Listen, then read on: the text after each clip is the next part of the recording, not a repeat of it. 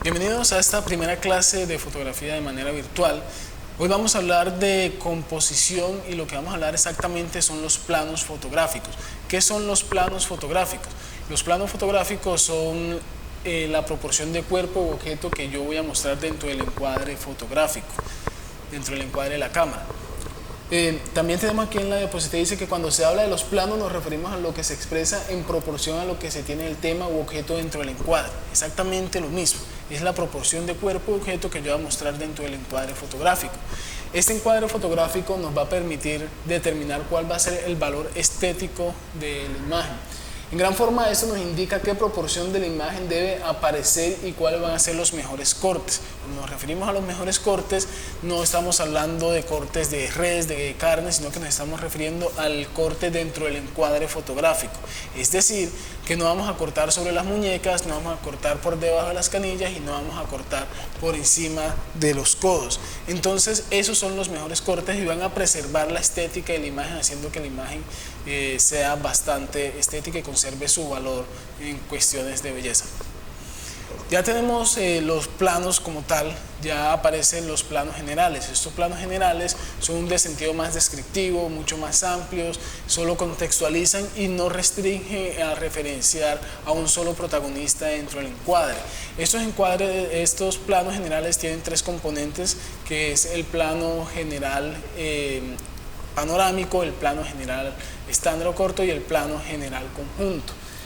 Aquí tenemos el plano general panorámico y este es un plano mucho más amplio en el que las personas no va a haber como un objeto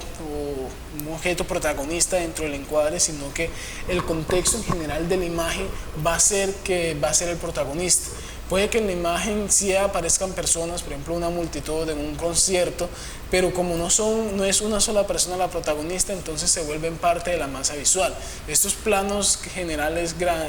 panorámicos o gran plano general, ellos se utilizan en un sentido en que podemos tratar de describir la pequeñez o la soledad del hombre dentro del encuadre fotográfico, dentro de una fotografía. Tenemos ya el plano general estándar o corto, que ya es mucho más cercano a protagonistas de la escena, porque ya nos contextualiza un poco el suceso que están haciendo los protagonistas. En esta imagen tenemos a tres personas en un campo de lavanda, por así decirlo, una especie de picnic literario, y sabemos lo que están haciendo ellos tres, pero no nos estamos refiriendo únicamente a una de las personas, sino que tenemos ese plano general estándar o corto que nos está dando como ese contexto en el cual se encuentra sin ser un gran plano general, sin mostrar una gran masa visual. Ya tenemos el plano general conjunto, que este es un plano en el que, si bien en la imagen que tenemos de ejemplo aparecen cuatro personas en un plano medio, se considera un plano general conjunto porque se empieza a individualizar cada uno dentro del encuadre y tenemos ya la generalidad de la escena que está sucediendo dentro de esa fotografía. Ya tenemos el plano general entero, que en general es un plano que va de los pies a la cabeza y nos va a mostrar a la persona o al objeto del mismo tamaño, es decir, de los pies a la cabeza. Ya aparecen los planos medios, que ya son planos considerados de retratos, que la toma se hace de la cadera un poquito más arriba hasta la cabeza, o en sentido contrario, porque recuerden que los planos es la proporción de cuerpo objeto que yo voy a mostrar. Ya los planos medios ya son considerados de retrato porque se están acercando mucho más a la persona, haciendo que el espectador sienta más conexión con el que aparece dentro del encuadre.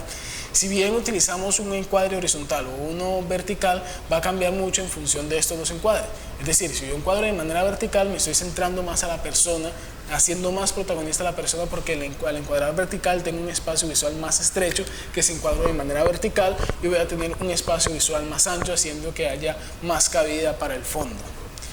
Ya tenemos el plano medio corto, que es mucho más subjetivo y más directo que los anteriores. Los personajes pueden llegar a ocupar la pantalla con un tercio de su cuerpo y le permite una identificación emocional con los actores, con el espectador. Este plano también es considerado muy de retrato, es un plano que se utiliza mucho, sobre todo para la fotografía de documentos, pero también es un plano para ya transmitir la intencionalidad de las personas, la intencionalidad de los que aparecen en esta imagen. Si vemos en la primera imagen, tenemos una chica con un plano medio que, si bien no aparece hasta la altura de la cabeza, sí está ocupando un tercio de la pantalla con un tercio de su cuerpo, la totalidad de la pantalla con 1/3 de su cuerpo, mientras que en la segunda imagen, que es un vigilante, ya tenemos una sensación mucho más cercana, mucho más a esa simpatía y a esa alegría que puede transmitir, mientras que la otra es una toma un poco más sensual o un poco más insinuante. Tenemos ya seguido el plano medio americano o plano medio largo. Este plano se hace de la parte superior de las rodillas hacia arriba o en sentido contrario, mostrando 3/4 partes del cuerpo de la persona o del objeto que yo voy a mostrar. El plano medio americano tiene orígenes en las películas del lejano oeste, cuando los directores de dichas películas necesitaban mostrar las chaparreras, los revólver que usaban los vaqueros en ese entonces, y si se hacía un plano medio estándar normal, no se iban a ver ese elemento narrativo. Entonces ellos se la idearon para realizar un plano medio que fuera de la parte superior de las rodillas para arriba, para mostrar esas armas que usaban los personajes. Ya tenemos el primer plano, que ya es una imagen mucho más cercana a la persona, mucho más centrada y mucho más al contexto del rostro de la persona. Es una imagen que ya nos va mucho más a los sentimientos, ya va a ocupar gran parte del rostro de la persona, va a ocupar gran parte de la pantalla, y si bien si recurrimos a los encuadres, los planos van a cambiar mucho y la fotografía va a cambiar mucho. Si yo hago un encuadre en un primer plano vertical, entonces la fotografía está siendo más restringida a la persona, es decir, al contexto, a esa imagen, a esa cabeza, a esa cara de la persona, mientras que si yo hago un encuadre horizontal, voy a tener un poco más de espacio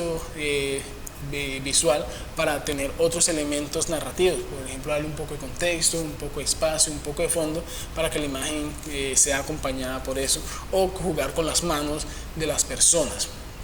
Ya tenemos el primerísimo plano, que es una imagen mucho más cercana, ya únicamente el rostro de la persona es una identificación total con la emotividad y las expresiones de la persona que está en el encuadre. En este caso vemos la sonrisa del niño bastante pícara,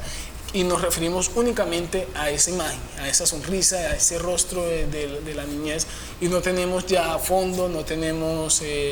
un encuadre horizontal, sino que damos únicamente un encuadre vertical que nos restringe exactamente el rostro de la persona. Y ya pasamos a un plano detalle, y este plano detalle ya es la reducción última de todos los planos, porque empezamos desde un plano general que abarca mucho espacio y vamos reduciendo el tamaño a un plano detalle, y en este caso aparece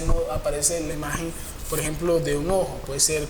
la ceja, la nariz o cualquier otro elemento que sea necesario detallar. Y con esto llegamos al final de este primer video de la taller de fotografía de manera virtual.